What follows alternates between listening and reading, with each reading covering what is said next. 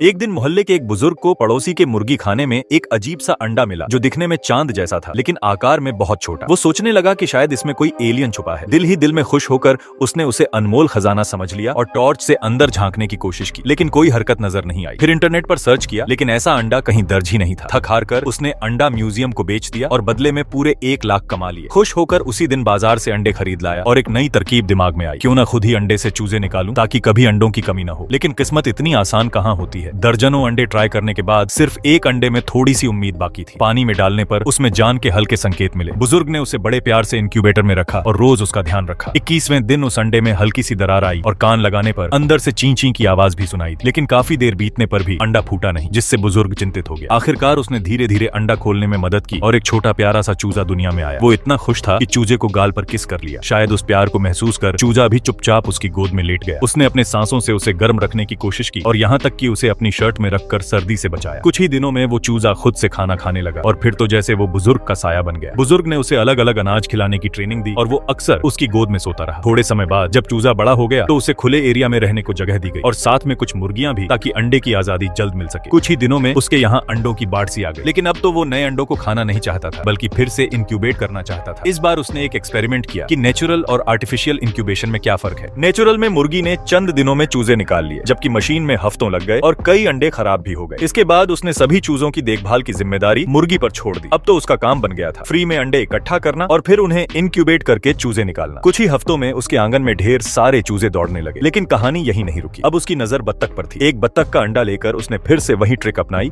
और मुर्गी को ही दे दिया। पहले तो मुर्गी कंफ्यूज हुई, लेकिन फिर अंडा से चिपक गई। कुछ ही दिन में एक प्यारा सा बत्तख का बच्चा भी बाहर आ गया। धीरे धीरे मुर्गी उसे भी अपने बच्चे जैसा मानने लगी और उसकी देखभाल करने लगी। इस तरह कुछ ही महीनों में उसके पास खुद का छोटा फार्म बन गया, जहाँ अलग अलग किस्म के पक्षी पलने लगे। फिर उसने अपने घर के पीछे जमीन खरीदी और दर्जनों जानवर पाल लिए, जो ज्यादातर उसे फ्री में ही मिल गए थे। एक दिन उसे वहाँ कुछ हरे रंग के बहुत बड़े अंडे मिले, जो देखने में एकदम डायनासोर के अंडे जैसे लग रहे थे। एक अंडा करीब 5 किलो का था। अब फिर से उसने इंक्यूबेशन चालू किया और कुछ हफ्तों बाद उस हरे अंडे में दरार आ गई। अब देखना यह है कि इसमें से निकलने वाला जीव क्या वाकई कोई डायनासोर होगा या कोई और नई कहानी शुरू होने वाली है।